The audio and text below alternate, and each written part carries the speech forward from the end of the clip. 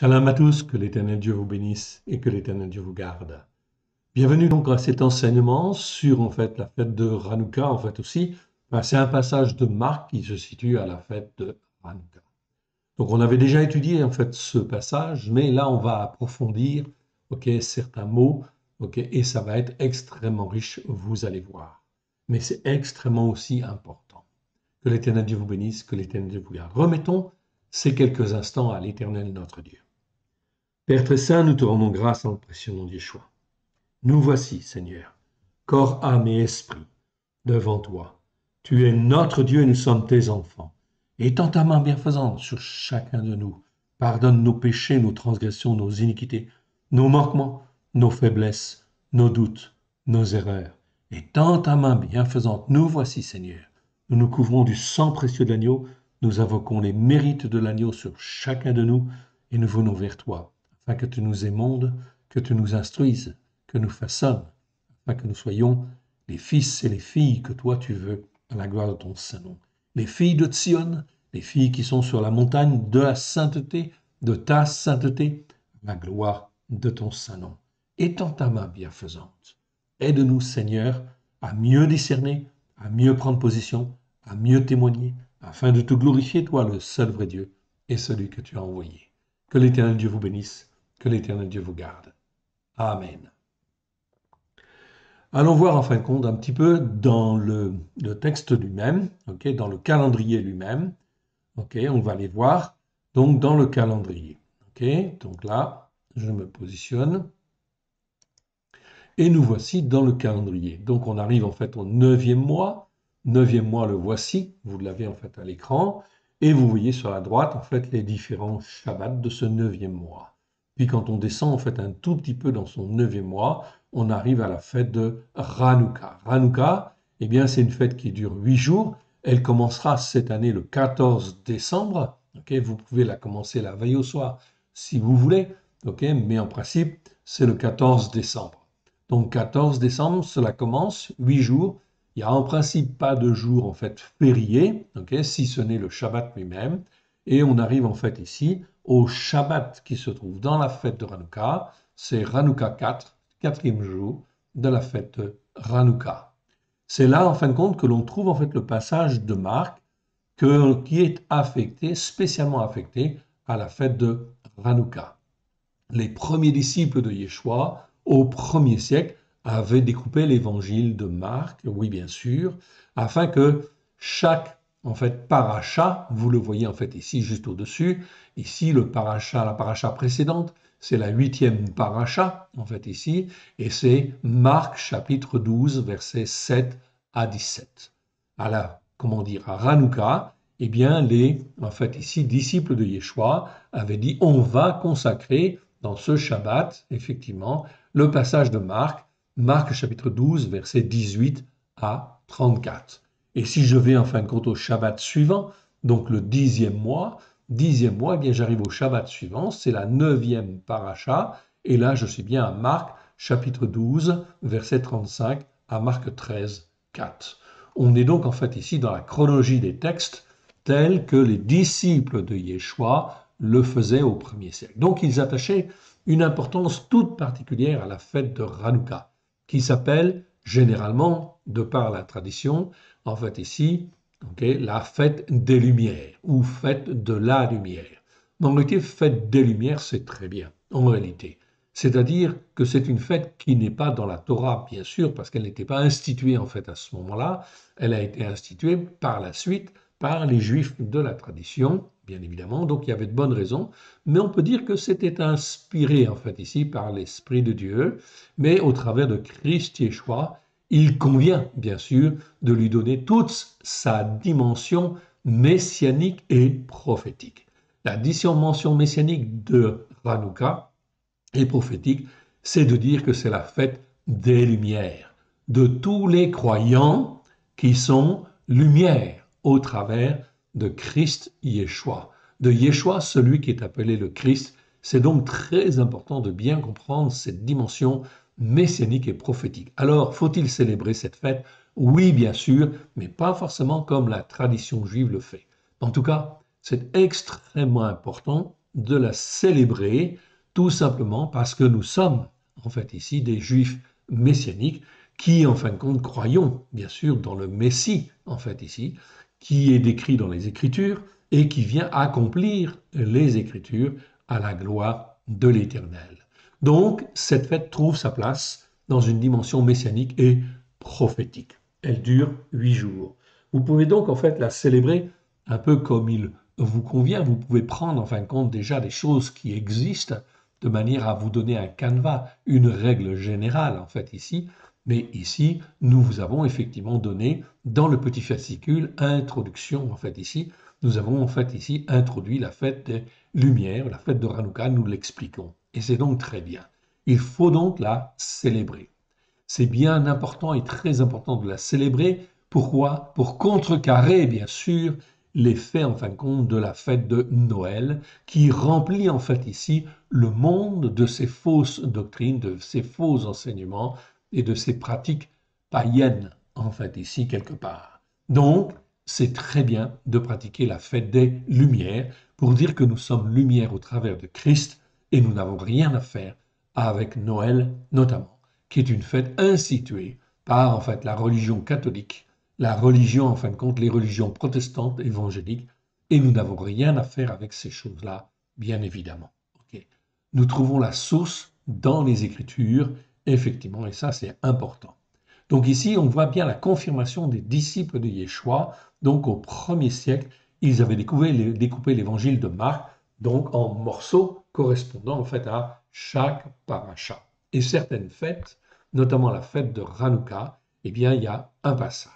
Alors on va l'approfondir et on va l'approfondir un peu plus aujourd'hui, bien évidemment, bien qu'on l'avait déjà en fait étudié, bien évidemment, mais on va aller un peu plus loin dans en fait ici ce que nous avons à apprendre.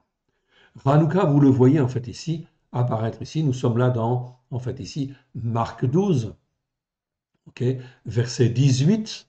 Okay. Donc ici c'est très clair. Marc 12, verset 18. Donc on va lire tous ces passages, ce passage 18 à 27. Okay. Et en fait ici la suite, en fait ici c'est 28 à 34, bien évidemment. Donc vous l'avez là sous les yeux. On avait déjà étudié, déjà fait un passage sur ce passage de Marc. Donc je ne reviens pas sur ce qui a été dit, effectivement, mais là nous allons approfondir. Donc je rappelle, pour que ce soit clair en fait aux yeux de tous, je vais même agrandir pour que ce soit visible pour tout le monde. Ici, Hanouka. Allez, là ce sera bien lisible, je pense, pour tout le monde. Hanouka, c'est la fête des Lumières, ou on peut dire de la lumière, mais des Lumières, car c'est notre fête. À nous, croyants, afin vraiment d'être vraiment ancrés sur les racines hébraïques de la foi et d'être dans les temps qui viennent, les temps de ténèbres qui viennent, les lumières que l'Éternel Dieu veut, afin que l'on puisse témoigner comme il convient de la Torah, des prophètes et des psaumes, à la lumière de Yeshua. Au cours du 1er siècle de l'ère chrétienne, donc je rappelle ici, le passage de Marc 12, versets 18 à 34, était lu lors de cette fête par les disciples de Yeshua, qui s'attachaient à garder le rythme annuel des lectures de la Torah. Donc, le Shabbat qui se trouve dans la fête de Hanouka n'avait pas effectivement de paracha. On n'avait pas à lire une paracha parce que, en fait, ici, il n'y a que le passage de Marc qui est alloué, en fait, ici, à ce Shabbat qui se trouve dans la fête des, comment dire, de Hanouka, la fête des Lumières.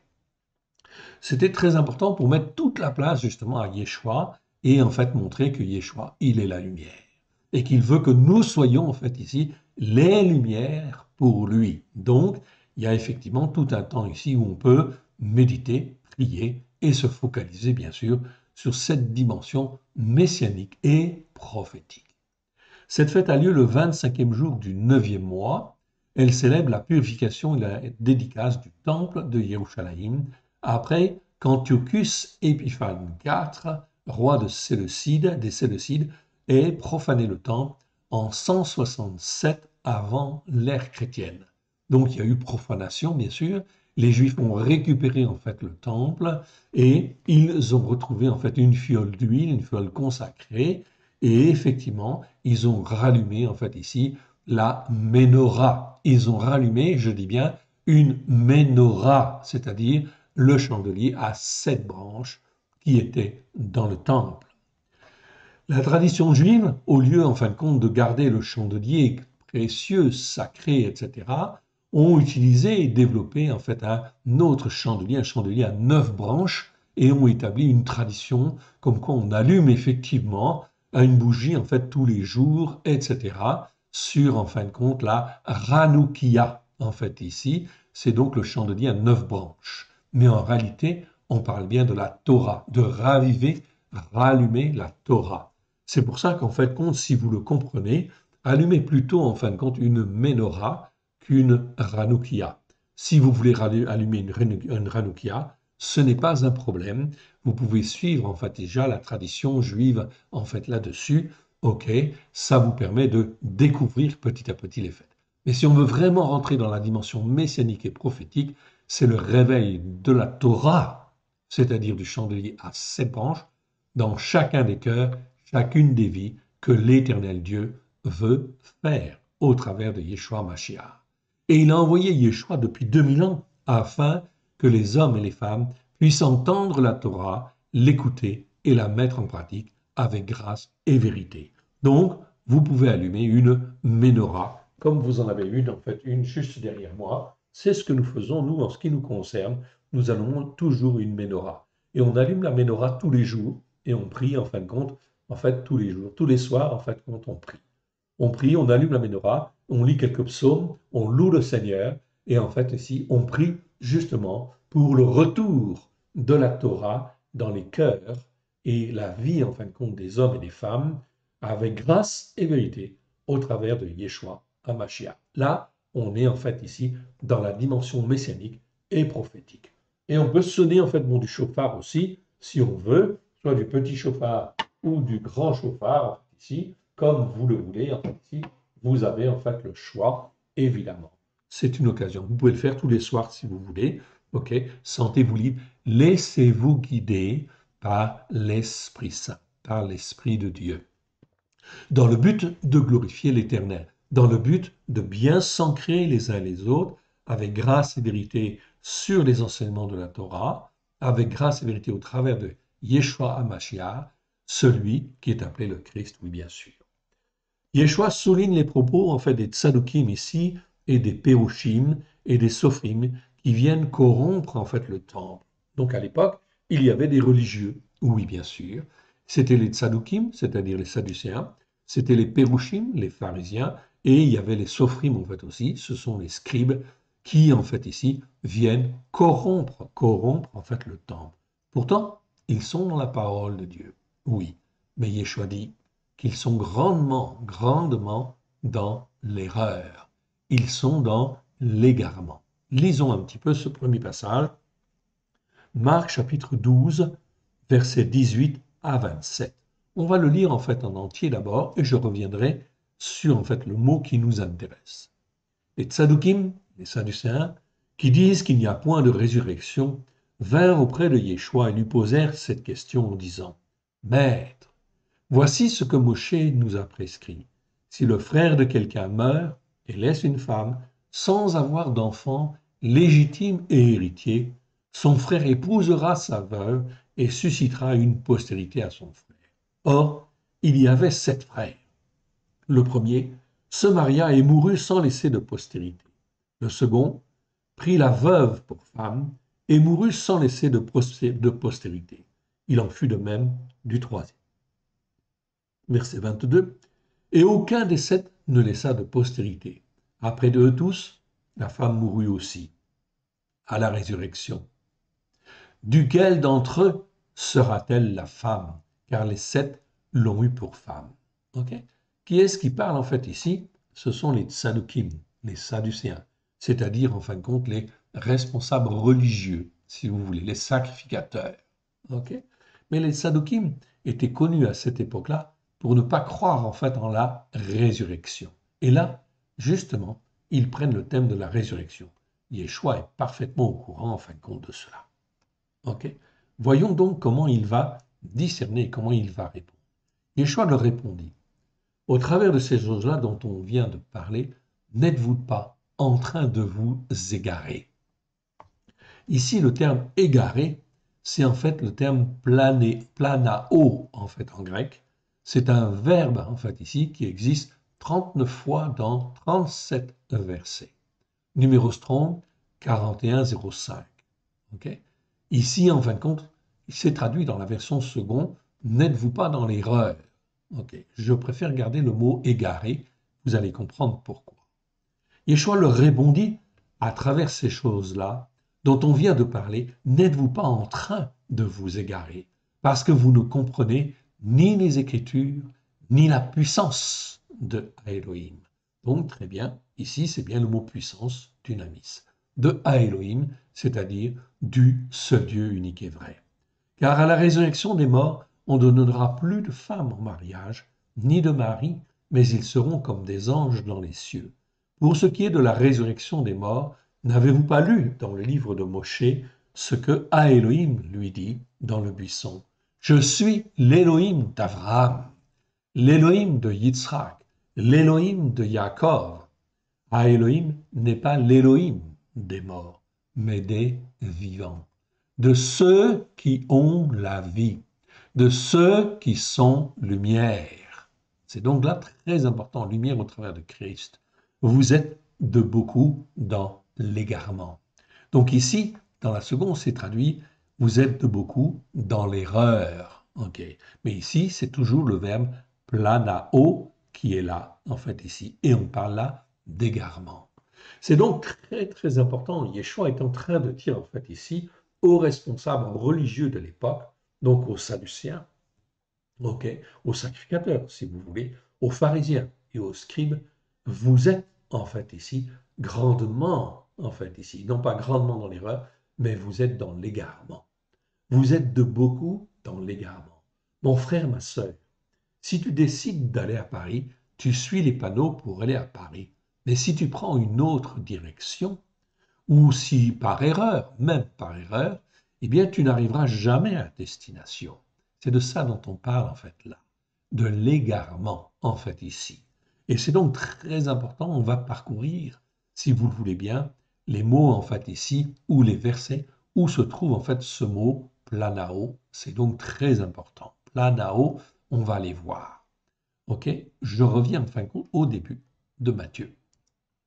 Et on va aller les voir. Je vous propose donc de les parcourir afin effectivement de faire quelques commentaires très intéressants en fait ici, afin d'apprendre à discerner ce qui en fait peut nous faire prendre une direction qui n'est pas la bonne. Et donc là, bien évidemment, si en fin de compte il nous arrive de prendre une direction qui n'est pas la bonne, il faut tout de suite recaler les choses et revenir recentrer les choses et prendre la bonne direction. Car notre but, au travers du sacrifice de Yeshua, est bien d'aller vers le Père et d'être en communion avec le Père, le Fils et l'Esprit Saint, bien évidemment. Donc, nous avons une direction en fait à suivre, bien évidemment, et il ne faut pas la perdre. Et il faut être vigilant, oui, bien sûr, car il peut y avoir en fait ici, sur notre route, des religieux, des hommes et des femmes qui sont comme des faux prophètes ou des faux docteurs ou des faux pasteurs, etc., qui sont là pour nous enseigner des directions qui ne sont pas bonnes ou des détours qui sont totalement inutiles. En fait, ici, voilà pourquoi il convient d'apprendre à marcher sur la bonne route. Voyons, si vous le voulez bien, ces versets. En fait, on va les parcourir, on va les voir. Okay, on va aller voir ce que ça nous donne. Donc, Planao, en fait, ici, existe pour la première fois dans les Écritures, dans les Évangiles, en fait, ici, dans Matthieu chapitre 18. Matthieu chapitre 18, verset 12, okay, où là, on en parle. Okay. Donc là, en fait, on va prendre à partir du verset 11. Car le Ben Adam, c'est-à-dire Yeshua, le Fils de l'homme, en fait, ici, est venu sauver ce qui était perdu. Okay? Donc, il est venu pour sauver ce qui est perdu, les remettre sur la bonne direction, sur la bonne voie. Ok, verset 12. Que vous ensemble, si un homme a 100 brebis et que l'une d'elles s'égare, ne laisse-t-il pas les 99 autres sur les montagnes pour aller chercher celle qui est égarée? Ici, on a bien le verbe planao, en fait, ici, qui veut dire égaré, oui, bien sûr. Donc, là, c'est bien traduit, on n'a pas de problème. Et s'il la trouve amène, je vous dis, elle lui cause plus de joie que les 99 qui ne se sont pas égarés. De même, ce n'est pas la volonté de notre Père, de votre Père, qui est dans les cieux, qu'il ne se perde un seul de ces petits-là. Mon frère, ma sœur, c'est extrêmement important dans les temps qui viennent. Dans les temps qui viennent, l'Éternel Dieu veut nous former, veut nous façonner, afin que nous puissions être ses fils, ses filles, ses lumières dans les ténèbres qui viennent, afin de ramener les uns et les autres qui ont pu s'égarer et qui se sont gravement en fait égarés quelque part parce qu'ils ont été entraînés en fait ici par des religieux ou des fausses doctrines ou des faux prophètes, etc. Donc il faut apprendre à discerner. Là, on parle d'égarement. On est bien clair. L'égarement, ça ne conduit jamais en fait au but. Jamais. On n'est pas dans la bonne direction. Voyons en fin de compte la suite. La suite, en fait, ici, ok, on va aller en fin de compte dans Matthieu chapitre 22, 22 verset 29. Ok. Yeshua leur répondit, vous êtes égarés, vous vous êtes égarés, parce que vous ne comprenez ni les Écritures, ni la puissance de Elohim, de A Elohim. On peut dire A Elohim, ça veut dire le seul Dieu unique et vrai, oui bien sûr, comme on le trouve dans la Torah, les prophètes et les psaumes, oui bien sûr. Or en grec, on ne fait pas ces distinctions-là. Il y a le mot Dieu, théos, c'est tout, etc. Et on met toutes les appellations de Dieu sous le même mot, en fait, grec. Mais en hébreu, il y a bien des différences.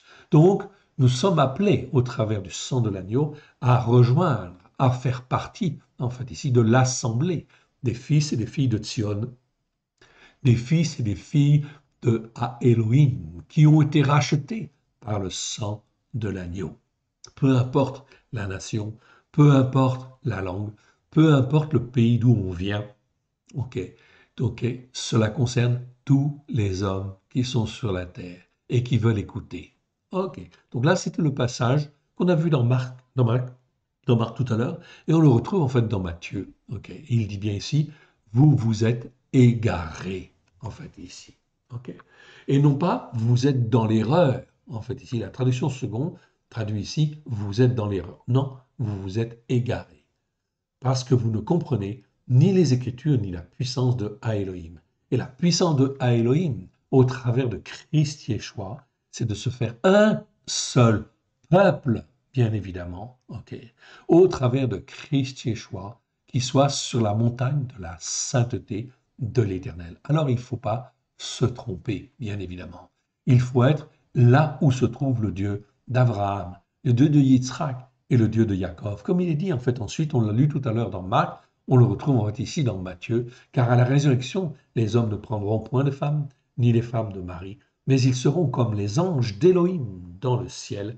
Pour ce qui est de la résurrection des morts, n'avez-vous pas lu ce que Elohim vous a dit? Je suis l'Élohim d'Abraham, l'Élohim de Yitzhak, l'Élohim de Jacob. Elohim n'est pas l'Élohim des morts, mais des vivants, de ceux qui ont la vie, de ceux qui sont lumière au travers de Christ Yeshua. Okay? La foule qui écoutait fut frappée d'admiration de la doctrine en fait de Yeshua. Il y a de quoi, bien évidemment. Et pourtant, cela fait 2000 ans. Et regardez aujourd'hui, est-ce que les hommes et les femmes en fait ici sont effectivement dans cette direction-là? La plupart du temps, on voit bien que non. Donc, il y a des erreurs. Donc, il y a en fait des égarements qui font que les hommes et les femmes ne comprennent pas. Voilà pourquoi l'Éternel Dieu, mon frère, ma sœur, toi qui m'entends, toi qui m'écoutes aujourd'hui, ok, eh bien, prends bien conscience que l'Éternel veut faire de toi, dans les temps qui viennent, les temps de ténèbres qui viennent, veut faire de toi une lumière de Christ à la gloire de son Saint nom. Si tu le veux bien, en fait, si ton cœur est disposé, peu importe le niveau spirituel où tu es aujourd'hui, ok, l'Éternel va te prendre là où tu es et va te former, va te façonner, pourvu que tu écoutes, pourvu que tu mettes en pratique, pourvu que tu t'attaches, bien évidemment, à lui. C'est pour ça que nous avons toute une formation messianique au travers du calendrier du roi David, qu'il est très important de suivre afin de former, façonner les hommes et les femmes dans les temps qui viennent. Ok, quelle que soit leur origine, ok, leur nation. Donc on voit ici, donc dans Matthieu 22, on est dans Matthieu 22, ok, verset en fait ici 29. Je continue en fait ici, on va un peu plus loin. On va maintenant dans Matthieu chapitre 24, 24 versets 4 à 5. Yeshua leur répondit, prenez garde que personne ne vous égare. Ici dans la seconde, c'est traduit par séduise, que personne ne vous séduise. Non, là c'est le verbe planao. On parle d'égarement. Okay? Car plusieurs, en fait ici, c'est traduit par plusieurs, mais en fait c'est un grand nombre, en fait, viendront sous mon nom, disant, moi, je suis le Christ. Et ils égareront beaucoup de gens. Donc nous voyons bien, en fait, ici, c'est le verbe planao qui est là, en fait, et c'est traduit dans la version seconde par séduiront. Oui, bien sûr. Non, c'est pas bien. En fait, ici, on parle bien d'égarement. Donc il faut mettre les points sur les i, et ils égareront beaucoup de gens. C'est-à-dire que les gens seront sur telle voie ou telle autre voie, mais ils n'arriveront pas à destination. Vous entendrez parler de guerre et de bruit de guerre. Gardez-vous d'être troublés, car il faut que tout cela arrive, mais ce ne sera pas encore la fin. Une nation s'élèvera contre une nation, un royaume contre un royaume. Il y aura, en fin de compte, beaucoup de, en fait ici, de difficultés à droite et à gauche, bien sûr. Donc, une guerre va s'élever ici, une guerre va s'élever là. Vous le voyez avec l'Ukraine, la Russie, oui, bien sûr, mais ce n'est pas fini. Il va y avoir en fait aussi l'Iran, il va y avoir la Chine, il va y avoir toutes ces choses-là. Ça va s'envenimer, bien évidemment. Une nation s'élèvera contre une nation, un royaume contre un royaume. Il y aura en fait ici, ok, en divers lieux, des famines, des pestes et des tremblements de terre. Tout cela ne sera que le commencement des douleurs. Ok? C'est très important de bien comprendre ça. Voilà pourquoi il faut que nous soyons lumière. Tout cela ne sera que le commencement des douleurs. Alors, on vous livrera à la détresse oppressante. Ok, ici, c'est pas tourment. Ok, tourment, vous pouvez laisser tomber. Mais c'est mieux d'utiliser le mot de terme détresse oppressante, car on va retrouver dans la Torah, les prophètes et les psaumes, justement, en fin de compte, le mot tsar, en fait, ici, qui nous parle de détresse oppressante, ok, qui est là, justement, pour interpeller les hommes et les femmes, parce qu'ils n'écoutent pas. Ils n'écoutent pas la parole de Dieu pour la mettre en pratique. Résultat des courses, Dieu permet qu'il y ait une détresse oppressante dans le but que ceux qui veulent s'humilier puissent revenir et s'attacher à l'Éternel Dieu. Et l'on vous fera mourir, vous serez haïs de toutes les nations à cause de mon nom. Alors aussi, beaucoup seront une occasion de chute, et ils se trahiront et se haïront les uns les autres. Beaucoup de faux prophètes s'élèveront et égareront. Vous voyez, on retrouve en fait le mot planao en fait ici, et égareront beaucoup de gens en fait ici. Et parce que l'absence des enseignements de la Torah, se sera accrue, l'amour du plus grand nombre se refroidira. Donc là, on voit effectivement au verset 12 de ce Matthieu 24, chapitre 24 de Matthieu, eh bien parce que l'absence des enseignements de la Torah, en fait ici, c'est traduit par second par l'iniquité. Mais c'est dommage, en fait ici. On est en train de parler de l'anomia. Anomia, c'est pas iniquité tout court. C'est en fait ici l'absence des enseignements de la Torah. Ce sera accru, l'amour du plus grand nombre se refroidira. Tous ces textes-là sont revus et corrigés. Nous les avons traduits, bien évidemment, dans un livre qui s'appelle La Torah accomplie. C'est le Nouveau Testament, revu et corrigé sur les racines hébraïques de la foi. Vous pouvez le commander sur notre site www.alécoledeyeshua.com. Il est disponible. ça vaut 35 euros et dedans, vous avez des explications en fait aussi vraiment très très claires. Mais c'est vraiment un Nouveau Testament qui est vraiment ancré sur la Torah, les prophètes et les psaumes, à la lumière de Yeshua, à la gloire de l'Éternel. Je vous encourage donc à l'acquérir et enfin bien sûr à le lire, à l'étudier dans le détail et à en parler autour de vous, car il va y avoir de grandes détresses. Mais la grande détresse n'est pas vraiment pour nous qui sommes lumière, en fait, ici. Okay, c'est donc très important de bien comprendre cela, mais il faut qu'on soit dans cette détresse aussi pour pouvoir témoigner, être lumière pour ceux qui sont dans les ténèbres. On continue en fait ici, et on arrive en fait maintenant dans Matthieu 24, 24, 24. Car il s'élèvera de faux Christ et de faux prophètes. Ils feront de grands signes et des prodiges au point d'égarer. En fait, ici, c'est encore traduit par séduire, en fait, dans la seconde. Non, d'égarer, s'il était possible, même les élus.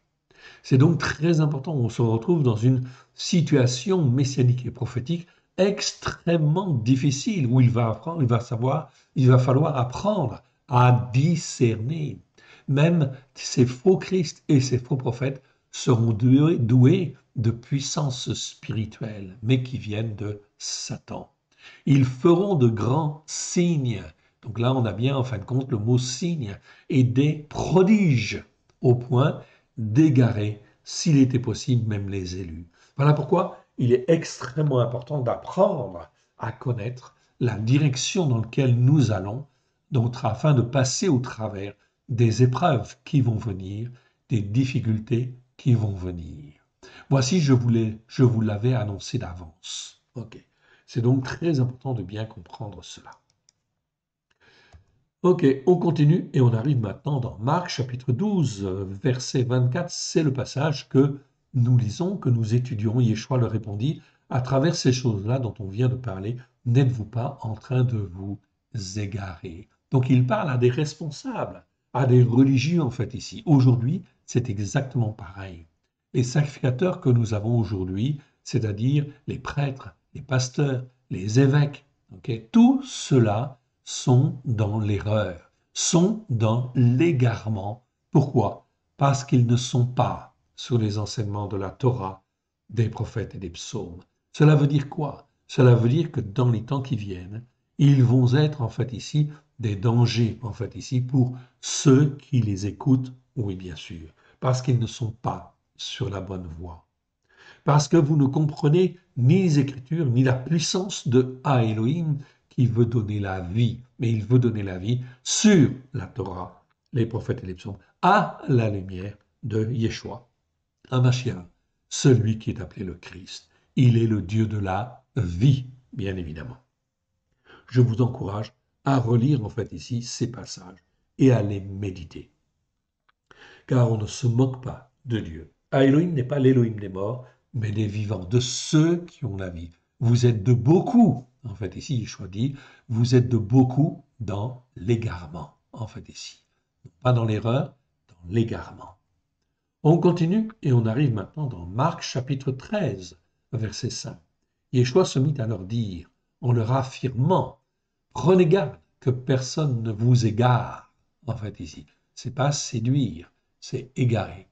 Faites attention, prenez garde que personne ne vous égare, car beaucoup, en fait ici, c'est bien mis polus, en fait, donc c'est en grec, c'est le mot beaucoup, en fait ici, qu'il faut traduire en français, viendront en mon nom en disant c'est moi, et ils égareront, en fait ici, beaucoup, ils en égareront beaucoup. Ici, on n'est pas simplement dans la séduction, en fait ici, non. Donc c'est pas séduire, il ne faut pas traduire ce mot-là par séduire, on parle en fait ici d'égarement. Donc dans les temps qui viennent, c'est donc extrêmement important. Donc la fête de Hanouka est une fête très importante. Elle est messianique à souhait et prophétique à souhait. Donc ici on continue. On continue et on va maintenant dans Luc, Luc chapitre 21, verset 8. Yeshua répondit. Ok. Il répondit. Ils lui demandèrent, d'abord on va reprendre à partir du verset 7. Ils lui demandèrent, Maître, quand donc cela arrivera-t-il et à quel signe, en fait, séméion en fait en grec, connaîtra-t-on que ces choses vont arriver? Yeshua répondit, prenez garde que vous ne soyez égarés, en fait, ici, au lieu de que vous ne soyez séduits. Car beaucoup viendront en mon nom, disant c'est moi, et le temps est proche. Ne les suivez pas. Voilà, en fin de compte, ce qui va arriver, en fait, ici, on le voit très bien. Matthieu en parle, Marc, en fait, en parle, Luc, en fait, en parle. Verset 9, quand vous entendrez parler de guerre et de soulèvement, ne soyez pas saisis de frayeur ni d'épouvante, car il faut que ces choses arrivent, premièrement, mais ce ne sera pas encore la fin. Donc l'Éternel Dieu nous prévient, il va y avoir des guerres, il va y avoir des soulèvements. Non, ne soyez pas effrayés, ne soyez pas épouvantés, marchez par la foi dans la bonne direction, c'est-à-dire écoutez la Torah, mettez-la en pratique, faites les fêtes de l'Éternel, pratiquez le Shabbat, faites les enseignements le jour de Shabbat, en fait ici, les parachiotes, en fait ici, et effectivement le Seigneur vous gardera. Alors il leur dit une nation, verset 10, une nation s'élèvera contre une autre nation et un royaume contre un royaume. Verset 11, il y aura de grands tremblements de terre et en divers lieux des pestes et des famines. Il y aura des phénomènes terribles et de grands signes dans le ciel. Mais avant tout cela, on mettra la main sur vous et l'on vous persécutera. On vous livrera aux assemblées.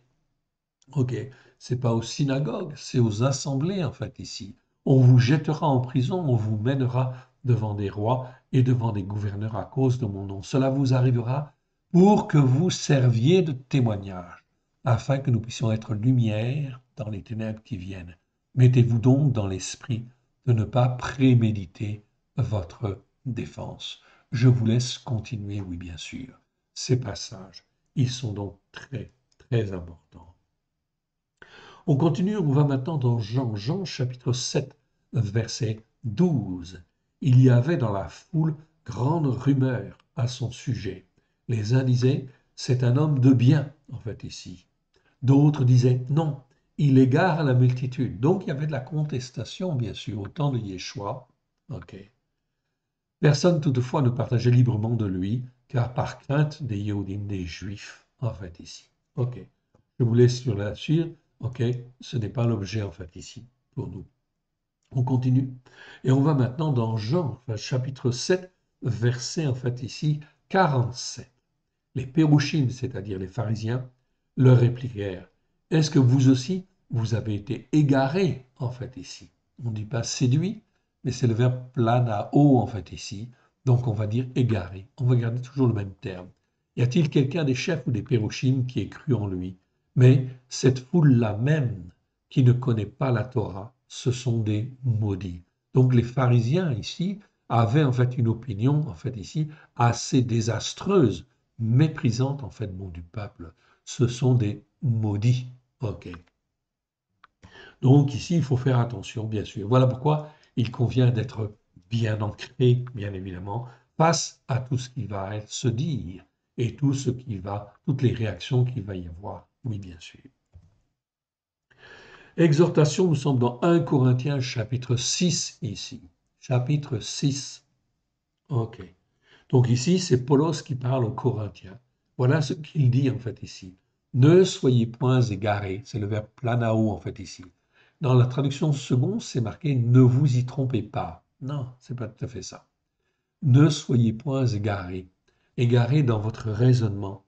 Ni les prostituées, ni les idolâtres, ni les adultères, ni les efféminés, ni les homosexuels, ni les voleurs, ni ceux qui sont avides de gain, ni les ivrognes, ni les outrageux, ni les ravisseurs n'hériteront le règne de Elohim.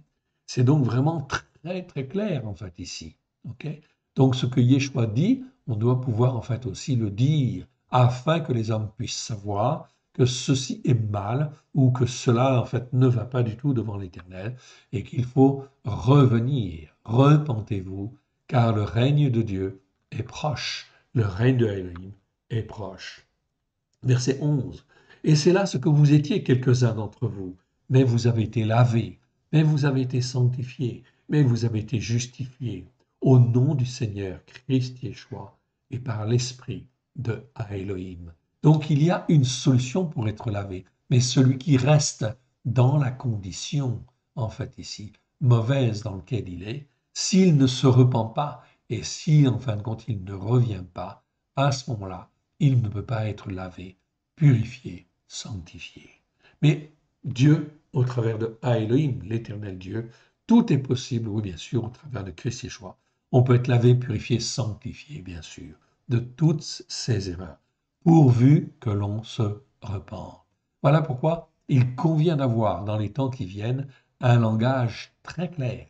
Repentez-vous car le règne de Elohim est proche.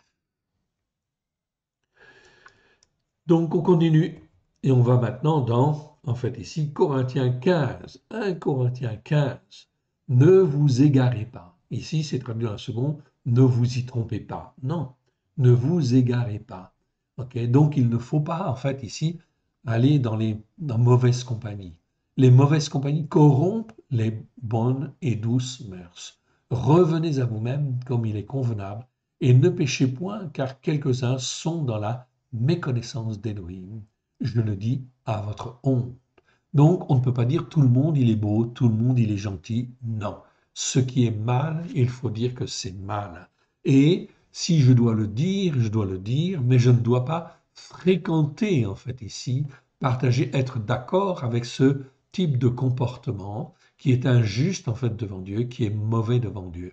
Donc, ça veut dire qu'il faut que j'apprenne à parler avec sagesse et intelligence, oui, bien sûr, que je puisse témoigner comme il convient.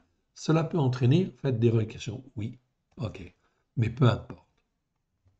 On arrive maintenant dans Galates. Galates chapitre 6, verset 7. Ne vous égarez pas. Ok, je recentre un petit peu mon, comment dire, mon écran, en fait, ici, pour que vous puissiez mieux voir. Ne vous égarez pas. On ne se moque pas d'Élohim. Ce qu'un homme aura semé, cela même il le moissonnera. Celui qui sème pour sa chair moissonnera de la chair la corruption, mais celui qui sème pour l'esprit moissonnera de l'esprit la vie éternelle. C'est donc très très important de bien comprendre ces choses-là et de savoir ce que nous avons à faire. Oui, bien sûr. Ok. On continue en fait ici et on arrive maintenant dans 2 Timothée. 2 Timothée chapitre 3 verset 13. 2 Timothée chapitre 3 verset 13. Mais les hommes méchants sous l'influence. Donc là, c'est bien sûr Paulos qui parle. Il parle à Timothée.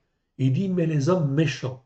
Méchants, en fin de compte, sous l'influence du malin. Attention, il dit méchants sous l'influence du malin. C'est le mot poneros. Poneros que nous avons recensé qui existe un certain nombre de fois et qui ne veut pas simplement dire méchant. Ok, c'est rare en fait ici. Ok, et méchant en fin de compte ici en grec, bon, je n'ai plus le nom en fait en grec. En hébreu c'est ra, mais en fait en grec je l'ai plus en fin de compte ici en mémoire. Ça va revenir. Mais les hommes méchants sous l'influence du malin, là c'est poneros, et les imposteurs avanceront toujours plus dans le mal, c'est égarant les autres et égarés eux-mêmes.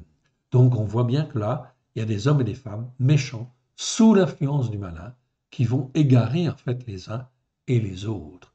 Les hommes ont à choisir. Toi, demeure dans les choses que tu as apprises et reconnues certaines, sachant de qui tu les as apprises. Donc ça nous apprend en fait à veiller, bien sûr, à être affermis dans le bon sens.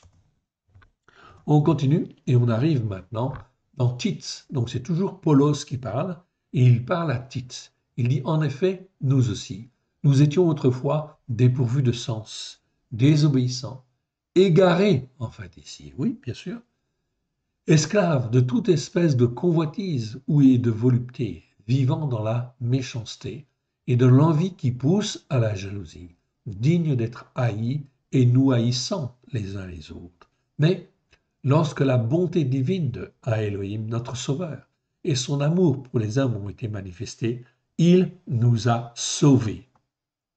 Ok.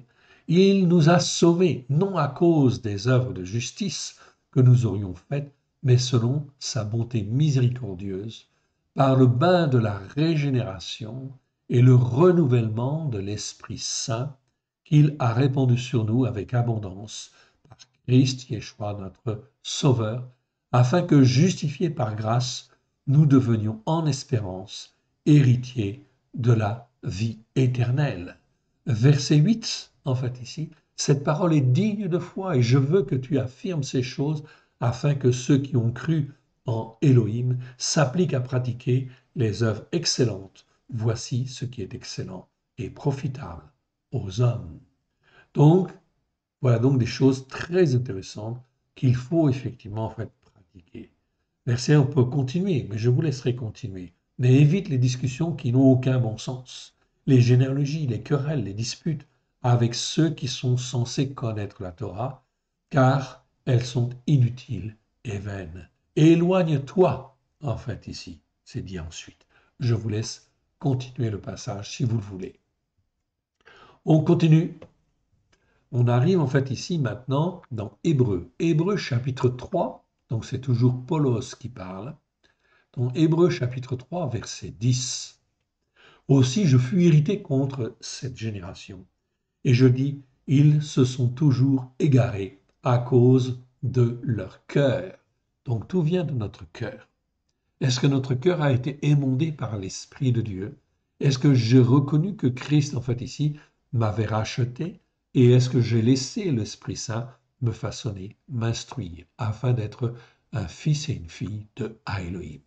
Ils n'ont pas connu mes voies. Je jurai donc dans ma colère, ils n'entreront pas dans mon repos, dit l'Éternel. Prenez garde, frères, qu'aucun d'entre vous n'ait un cœur mauvais sous l'influence du malin, en fait ici, c'est bien dit, sous l'influence du malin, et ne soit rempli d'un manque de foi au point de se détourner de l'Élohim qui donne la vie, c'est-à-dire du Dieu vivant. Donc ici, ces versets-là sont extrêmement importants. Vous pouvez les prendre, vous pouvez les montrer, bien sûr, aux uns et aux autres, car là, c'est la vérité, oui, bien sûr, qui nous mène dans la bonne direction à la gloire de l'Éternel. On continue et on va maintenant dans Hébreux chapitre 5. Hébreux chapitre 5, en fait ici, ok, je me déplace. Il peut être indulgent pour les ignorants. On va reprendre à partir en fait du 1. En effet, tout Kohen Agadol, c'est-à-dire souverain sacrificateur, pris du milieu des hommes, est établi pour les hommes dans le service d'Élohim, afin de présenter des offrandes et des sacrifices pour les péchés. Il peut être indulgent pour les ignorants et les égarés, puisque la faiblesse est aussi son partage.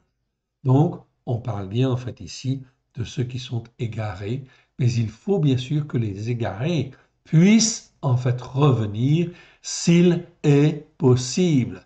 Voilà pourquoi il est extrêmement important d'être lumière et de persévérer dans le fait d'être lumière, bien sûr, à la gloire de l'Éternel. On continue et on va dans le verset, en fait, chapitre 11 de Hébreux, et on va voir en fait le verset 38. 38, mais je vais reprendre à partir, en fin de compte, ici, un peu plus haut. Un peu plus haut, ok. Verset 35. Des femmes recouvrèrent leur mort par la résurrection, d'autres furent livrées au tourment et n'acceptèrent point la délivrance, afin d'obtenir une meilleure résurrection. D'autres subirent les moqueries et le fouet, les chaînes et la prison. Ils furent lapidés, sciés, éprouvés. Ils moururent de mort violente par l'épée. Ils allèrent çà et là, vêtus de peau et de brebis et de peau de chèvre, dénués de tout, opprimés, maltraités, eux dont le monde n'était pas digne, égarés dans les déserts et les montagnes, dans les cavernes et les antres de la terre, tout cela même dont il a été rendu témoignage de leur foi, n'ont pas reçu l'accomplissement de la promesse, mais ils vont le recevoir.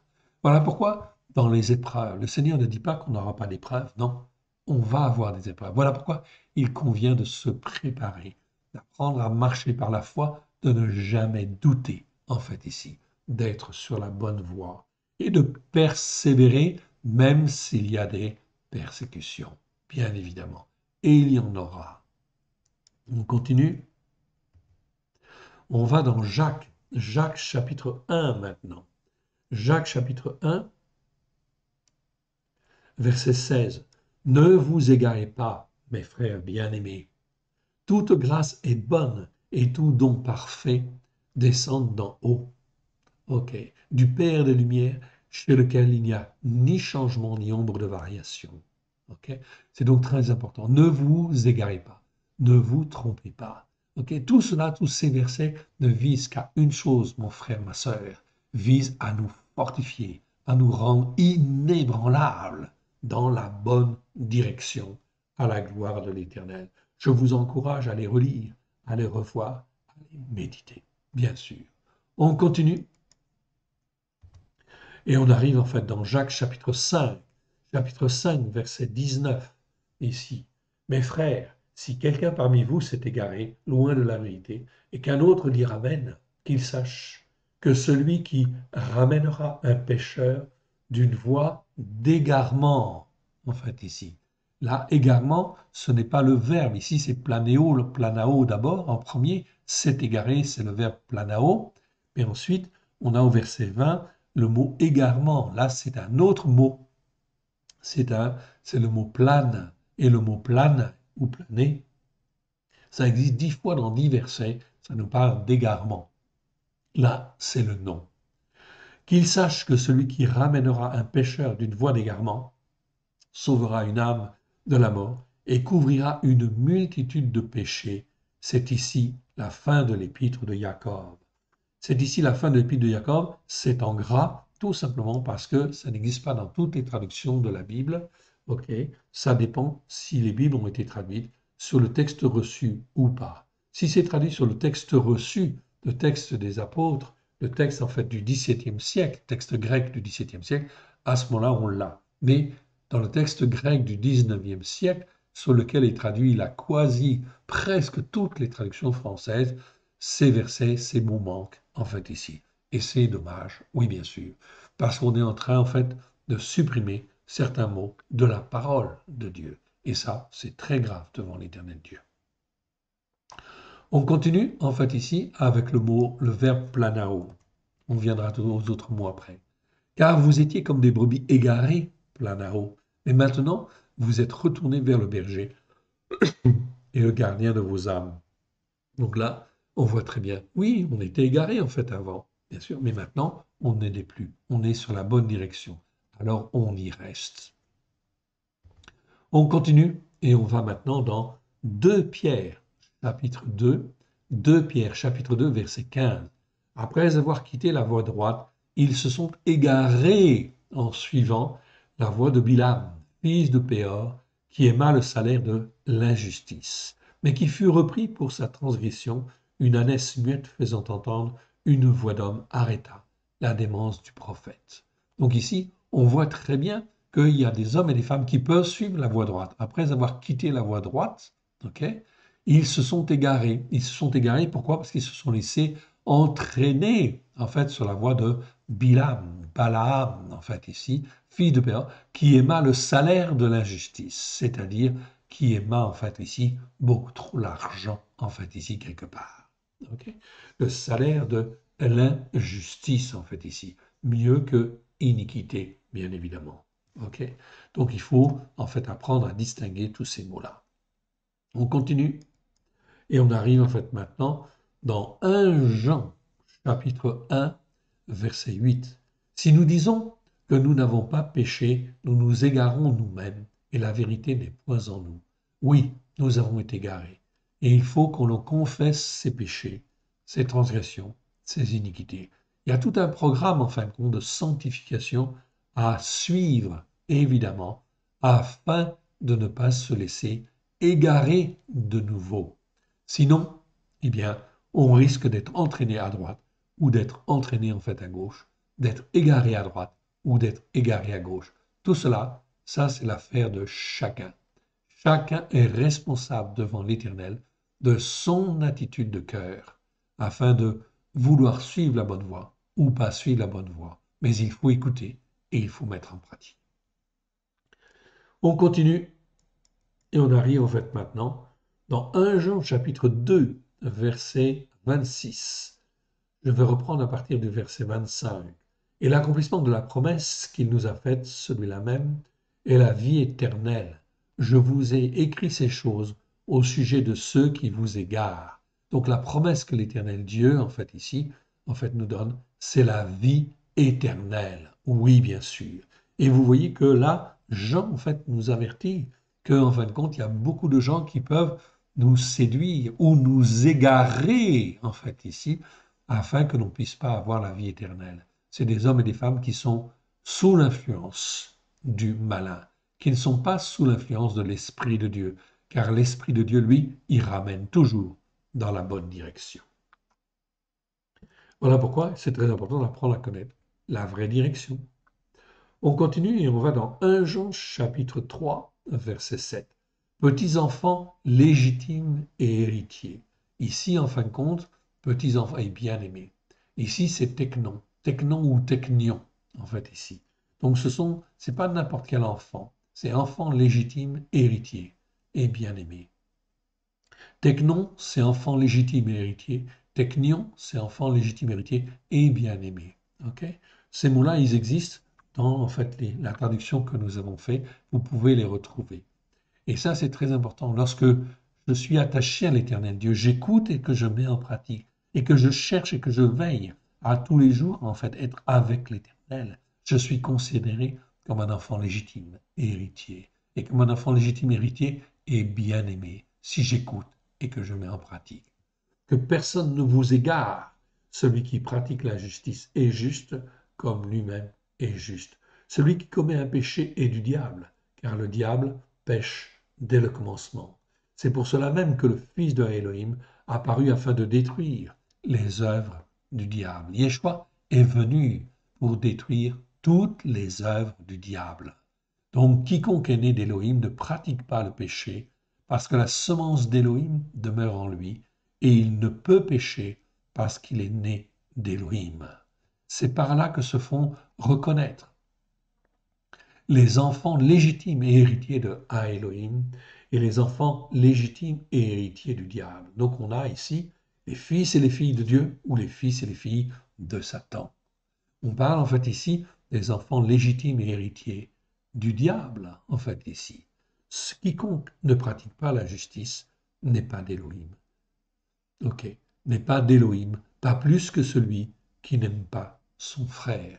C'est donc très important. Ces messages de Jean sont en fait ici fondamentaux. Il est absolument nécessaire en fait de se poser les bonnes questions. Oui, bien sûr. On continue et on arrive en fait maintenant dans Apocalypse. Apocalypse chapitre 2 verset 20. Mais ce que j'ai contre toi, c'est que tu laisses la femme Jézabel, Isével en hébreu, qui se dit prophétesse, enseigner et égarer. C'est pas séduire ici, c'est égarer mes esclaves ou mes serviteurs, si vous voulez. Ok. Mais littéralement, en fait, en grec ici, c'est mes esclaves, afin qu'ils se livrent à la prostitution physique, morale ou spirituelle. C'est le terme, c'est prostitution, mais c'est prostitution dans tous les sens. Elle peut être physique, morale ou spirituelle. Là, c'est en italique parce que c'est pas spécialement précisé en fait en grec, mais c'est ce que veut dire en fait le mot. Et qu'ils mangent des viandes sacrifiées aux idoles, c'est-à-dire qu'ils mangent toutes sortes de fausses doctrines. Je lui ai donné du temps afin qu'elle se repente. Même Dieu, en fait ici, a laissé du temps à Jézabel pour qu'elle se repente. Je lui ai donné du temps afin qu'elle se repente, mais elle ne veut pas se repentir de sa prostitution physique, morale et spirituelle. Voici, je vais la jeter sur un lit et envoyer une grande détresse oppressante à ceux qui commettent l'adultère avec elle, à moins qu'ils ne se repentent de leur œuvre. Voilà donc en fait ici des messages très très clairs en fait de l'Éternel Dieu sur ce qui va venir. Oui, bien sûr. On continue. On arrive dans Apocalypse 12. J'ai encore quelques versets. Hein. Okay. Il m'en reste 6 à peu près, en fait, ici, pour ce mot-là. Planao. Et il fut précipité le grand dragon, le serpent ancien, appelé le diable et Satan, celui qui égare, c'est pas celui qui séduit, celui qui égare toute la terre. Il fut précipité sur la terre et ses anges furent précipités avec lui. Donc là, on voit bien, en fait, ici, que l'œuvre d'égarement, elle vient de Satan, en fait, ici, tout simplement. On continue et on arrive dans Apocalypse 13, 13, verset 14. Elle égarait les habitants de la terre par les signes. Ok. Par les signes, en fait, ici. Ok. On parle de la bête qui monte de la terre. Ok. Elle égarait les habitants de la terre par les signes qui lui étaient donnés d'opérer en présence de la bête. Ok. Disant aux habitants de la terre de faire une image de la bête qui avait eu la blessure de l'épée et qui vivait. Donc, on va vivre des temps, en fait, ici. Enfin, là, en principe, c'est en fait tous ceux qui appartiennent à Dieu sont enlevés, en fait, ici. L'enlèvement a eu lieu avant cela. Ok. Si jamais, en fin de compte, il y a des témoins du Seigneur qui restent, eh bien, il faut qu'ils soient vraiment au courant afin de tenir ferme pendant ces temps-là, afin de ne pas se laisser entraîner. Oui, bien sûr. Et de servir de lumière là où l'Éternel Dieu le veut, bien évidemment. Ok, on continue et on arrive dans Apocalypse 18, verset 23. La lumière de la lampe ne brillera plus chez toi. La voix de l'époux et de l'épouse ne sera plus entendue chez toi, parce que tes marchands étaient les grands de la terre, parce que toutes les nations ont été égarées par l'emploi de tes drogues, et parce qu'on a trouvé chez elles le sang des prophètes et des saints, et de tous ceux qui ont été égorgés sur la terre. Donc là, on parle de la grande Babylone, de la grande corruption, en fin de compte, qui va venir, en fait, ici, et qui a corrompu toutes les nations par l'emploi, en fait, ici, de ces drogues, en fait, ici. C'est pas enchantement, c'est traduit dans les Bibles secondes par enchantement, c'est pas bon, en fait, ici. Ont été égarés par l'emploi de tes drogues, et parce qu'on a trouvé chez elles le sang des prophètes et des saints, et de tous ceux qui ont été égorgés sur la terre. Ok. Donc là, on est dans Apocalypse 18. On continue et on arrive dans Apocalypse chapitre 19, 19 verset 20. La bête fut prise avec elle et le faux prophète qui avait fait devant elle les signes par lesquels ils avaient égaré ceux qui avaient pris la marque de la bête et adoré son image. Ils furent tous les deux jetés vivants dans les temps ardents de feu et de soufre. On ne parle pas ici de séduction, on parle d'égarement, tout simplement. On continue. On arrive ici dans Apocalypse 20, verset en fait 3. Et il le jeta dans la mine, ferma et scella l'entrée de dessus de lui, afin qu'il n'égare plus les nations. On parle de Satan, hein? Donc il est lié, il est enfermé, afin qu'il n'égare plus les nations jusqu'à ce que les 1000 ans soient achevés. Après cela, il faut qu'il soit délié pour un peu de temps, en fait, ici. Donc on parle bien de l'égarement qui vient là de Satan. Ok. Donc les Écritures sont claires. On termine en fait ici avec Apocalypse 20, en fait ici, verset 8. Ok. Quand les 1000 ans seront, verset 7 déjà, quand les 1000 ans seront achevés, Satan sera relâché de sa prison et il sortira pour égarer, en fait ici, non pas séduire, égarer les nations qui sont aux quatre coins de la terre, Gog et Magog, afin de les rassembler pour la guerre. Leur nombre est comme le sable de la mer. On continue. Et ils montèrent sur la surface de la terre et ils investirent le camp des saints et la ville bien-aimée. Mais à Elohim fit descendre un feu du ciel et les dévora. Et le diable, qui les égarait, en fait ici, fut jeté dans les temps de feu et de soufre, où sont la bête et le faux prophète, et ils seront tourmentés jour et nuit au siècle des siècles. Voilà donc en fait ici le dernier verset où l'on trouve en fait le mot planao, le verbe grec planao, qui existe 39 fois dans 37 versets. Donc là, on parle bien d'égarement et non pas simplement de séduction. Donc on parle d'égarement, en fait, ici. Donc on voit bien ici, au travers de tous ces versets, je vous encourage à les revoir. Vous les avez notés, vous pouvez donc en fait les revoir.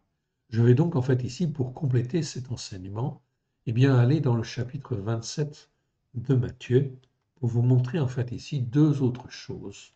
Ok. Deux autres choses, j'y arrive en fait ici, voilà. Ok. Donc ici, on a vu le verbe planao, planao, qui veut dire égaré. Mais il existe en fin de compte deux autres mots grecs. Ok. Je vous les montre en fait ici. Il existe le mot, l'adjectif planos, c'est en fin de compte la même racine. Ok. Planao, c'est le verbe.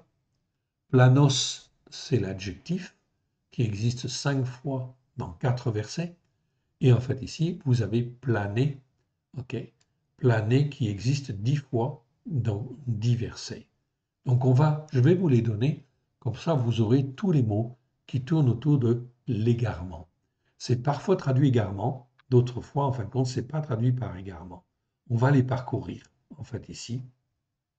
Je vous laisse les regarder, les méditer, mais en fin de compte, on va juste les parcourir, en fait, ici. Ok. Donc, le sépulcre est scellé et gardé. Ok. Le jour suivant, donc on parle de Yeshua, le jour suivant, qui était un jour de préparation, les Rachei Akohanim, c'est-à-dire les principaux sacrificateurs, et les Pérouchim, c'est-à-dire les pharisiens, allèrent ensemble auprès de Pilatos. Pilatos, c'est Pilate. Et dirent, nous nous souvenons de celui qui égare. Celui qui égare, c'est l'adjectif ici, planos. Ok. Ici, c'est traduit dans la Bible seconde par cet imposteur. Okay. Donc, le traducteur a traduit le mot égaré, en fait, ici, l'adjectif par imposteur. C'est un mot très fort, en fait, ici, mais je préfère garder, en fait, égarement, en fait, ici, celui qui égare, c'est quand même mieux, en fait, ici, pour faire, en fait, ici, la liaison avec les autres versets. Et dire, Seigneur, nous nous souvenons de celui qui égare, que celui qui égare a dit, quand il vivrait encore, après 3 jours, je ressusciterai. Donc ils ont bien entendu cette parole. Mais en fait, ils ne croient pas. Donc résultat de course, ils croient que c'est une supercherie. Ils croient que c'est une séduction. Ils croient que c'est un égarement quelque part. Et en fait, le traducteur traduit par imposteur. Donc recalons en fait les choses. Celui qui égare a dit, quand il vivait encore, après 3 jours, je ressusciterai. Verset 64. Ordonne donc que le sépulcre soit gardé jusqu'au 3e jour, afin que ses disciples ne viennent pas dérober le corps et dire au peuple, il est ressuscité des morts. Ce dernier égarement, ici, c'est traduit dans la version seconde, imposture. Mais comme on traduit par imposteur, imposture, on ne fait pas la liaison avec les autres versets, et ça entretient une confusion dans la tête des croyants, dans la tête des chrétiens. Alors il faut bien recaler les choses. Ce dernier égarement serait pire que le premier. Ici, c'est le mot planer. Planer, c'est le nom. Donc on a planao le verbe, on a planos, en fait ici l'adjectif, et on a plané, en fait ici, qui est le nom, en fait ici, quelque part. Verset 65. Pilatos leur dit, vous avez une garde, allez, gardez-le comme vous l'entendrez. Ils s'en allèrent et s'assurèrent du sépulcre au moyen de la garde, après avoir scellé la pierre. Donc là, les Romains ne sont pas là, mais en réalité, les Sadducéens sont là avec leur garde, en fait ici, et ils seront donc confondus, oui bien sûr. Alors l'adjectif planos, le voici. Vous avez tous les versets en fait ici. Je vous les montre, je vous le sélectionne, je vous l'agrandis en fait encore pour que vous puissiez bien voir, ok, et que vous puissiez en fin de compte ici voir en fait les versets si vous le voulez. Planos, c'est un adjectif, donc 5 fois dans 4 versets, qui égare, souvent traduit par séducteur ou imposteur. Voici les 4 versets dans la seconde où ce mot existe. Matthieu chapitre 27, verset 63. Ils dirent, Seigneur, nous nous souvenons de cet imposteur, de cet homme qui égare, en fait ici, a dit, quand il vivait encore, après 3 jours, je ressusciterai. 2 Corinthiens, chapitre 6, verset 8. Au milieu de la gloire et de l'humilité, au milieu de la mauvaise et de la bonne réputation, étant regardés comme imposteurs, quoique véridiques, étant regardés comme ceux qui égarent, tout simplement, quoique véridiques. En fait, ici, Paulos n'est jamais en fin de compte un imposteur. Non. Le traducteur ici traduit par imposteur. Le terme en fin de compte ici n'est pas approprié. 1 Timothée chapitre 4, verset 1. Mais l'Esprit dit expressément que dans les derniers temps, quelques-uns abandonneront la foi pour s'attacher à des esprits séducteurs et à des doctrines de démons. Donc là, c'est Paulos qui parle. Et Paulos, en fait, il est en train de dire à Timothée, mais l'Esprit dit expressément que dans les derniers temps, quelques-uns abandonneront la foi, ok, pour s'attacher à des esprits d'égarement, en fait, ici, et à des doctrines de démons. 1 Jean chapitre 1, verset 7.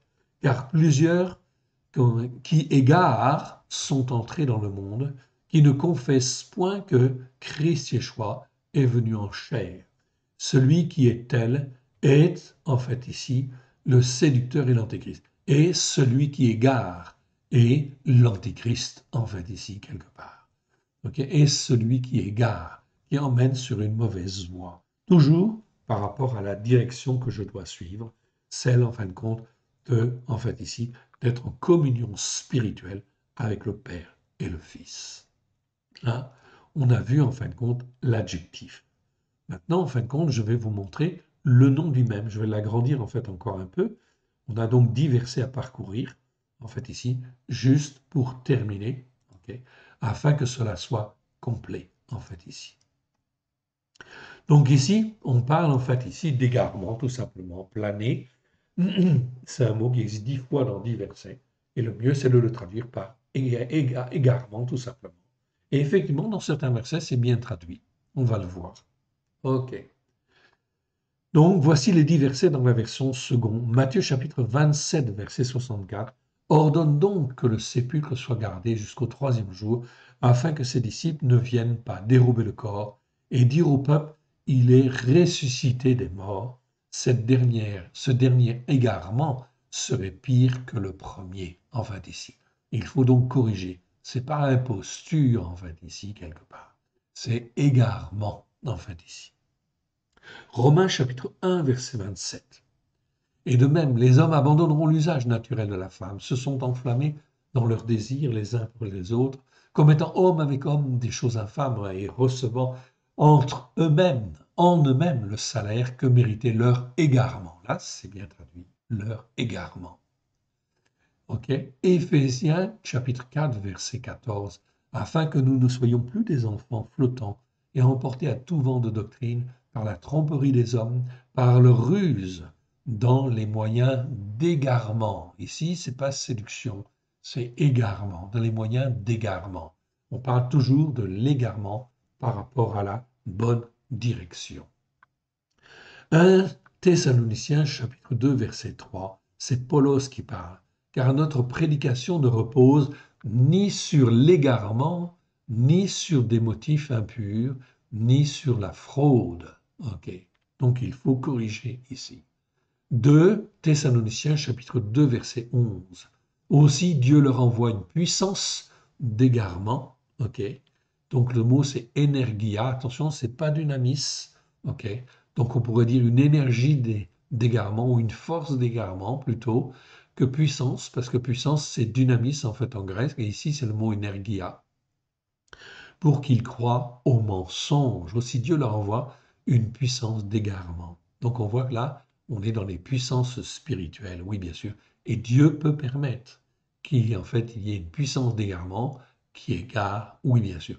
Tout dépend de l'attitude de cœur de la personne. Jacques chapitre 5, verset 20. Il sache que celui qui ramènera un pécheur de la voie où il s'était égaré, ou dans la voie d'égarement, en fait, où il était, sauvera une âme de la mort et couvrira une multitude de péchés. On avait vu ce verset, je vous l'avais noté déjà. 2 Pierre chapitre 2, verset 18. Avec des discours enflés de vanité, ils amorcent par leur convoitise de la chair, par leur dissolution, ceux qui viennent à peine d'échapper aux hommes, qui vivent dans l'égarement, en fait, ici.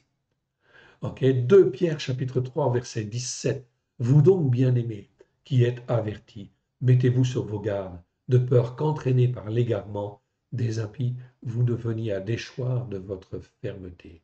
Donc, il y a des dangers, il faut se faire attention, il faut s'autodiscipliner, bien évidemment, sur la parole de Dieu, bien évidemment. Okay.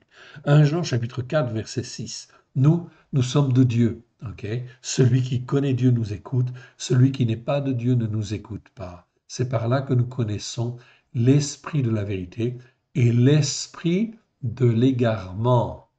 Donc ici, ce n'est pas l'esprit de l'erreur, c'est l'esprit de l'égarement.